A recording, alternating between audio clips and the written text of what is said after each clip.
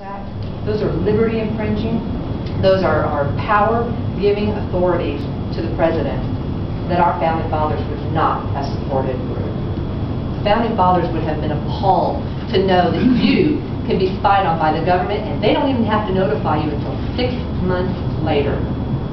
They would be appalled to know that one man can send our military into war without a congressional authority. They set up those checks and balances for a reason. It was to protect us. And our government is not at all protecting us right now. They're doing everything they can to create their bubble and live within it. And we, the little people, that's how they see it, are funding their lavish lifestyle as they continue to do whatever they want and ignore our Constitution. Well, I no longer want to see our Constitution tread upon. I no longer want to see my future for my children and my grandchildren tread upon. I do not want to live in a nation that is tied down by a government that thinks of us as servants instead of thinks of us as the people that they're supposed to be served. And so today, you know, I am here to tell you that we need a fighter. We don't need somebody to be a placeholder. A zero is a placeholder. We don't need a placeholder in this office. We need someone that will get in there and that will multiply this office and do something as far as leadership in Congress. We need someone who's not afraid to stand up. We need someone that's going to introduce legislation. Our current representative hasn't introduced any legislation. It's one thing. It had to do with space and science. But he's done nothing to get in there to repeal, to look through bureaucracies and say that's wrong and let's put an amendment on that gets rid. He's done nothing as far as fighting for our liberty or fighting to draw our government back into a limited entity.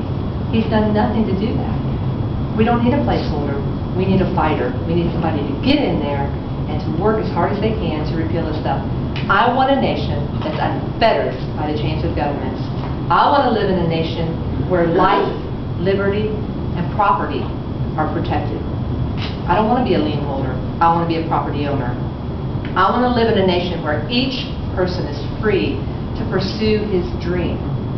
I want to live in a nation where my children learn to walk and to love the Lord because I'm free in my own religious rights to teach them as I see fit.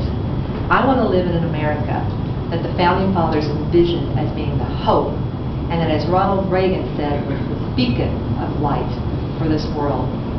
I don't ever want to tell my children that I remember when America was free.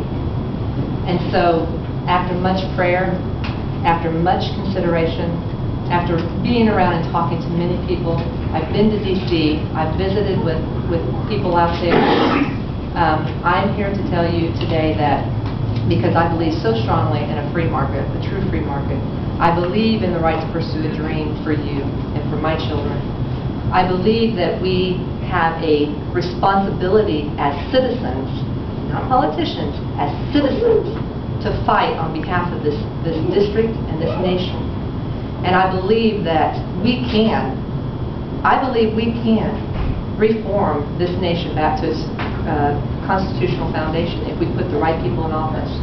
And because I believe in that, and because my family and I have prayed and thought, and we have been encouraged all throughout this district, I'm here today to let you know that I am going to give you a choice on the 2012 primary election ticket for new representation in the 8th district. So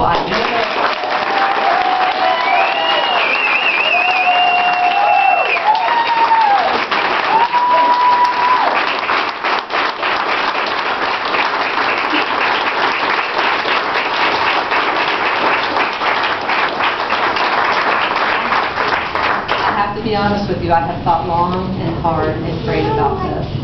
Because people say, well, you just don't do that. You don't challenge an incumbent. Well, he's a Republican. You know what? It is not about Republicans Democrat. It's about American. Yes. And I'm an American citizen, and I feel like I can represent this district better, stronger, and with more fight than our current representative can. And so therefore, I have the right to put my name on that ballot, and I will be working my tail off harder than I did last time.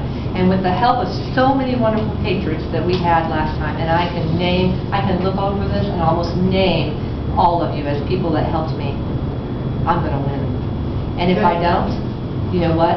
I'm going to do everything I can to represent the Constitution, to educate people, and to give people hope that they can make a difference.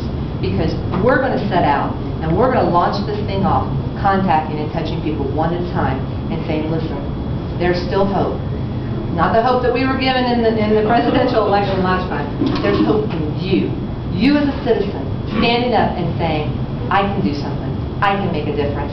We can save this nation. And if it starts right here in the 8th District, which is what they're predicting, is I've already been told, I've been sat down and told, so the 8th District is going to be contested for Senate, for state representative. There's word that it might be contested for Congress. For a lot of things in the municipals, and they said they were going to be watching this district to see which way does it go. Is this district truly a conservative district, or is this district just going to continue to stay with the status quo? We don't need any more status quo in this district. We need constitutional conservative representation. So I ask you to help me, and I thank you for your support in being here today. And I want to tell you, I am so proud to live in the 8th District and to see all of you here. I am so proud to be fighting on your behalf. Thank you.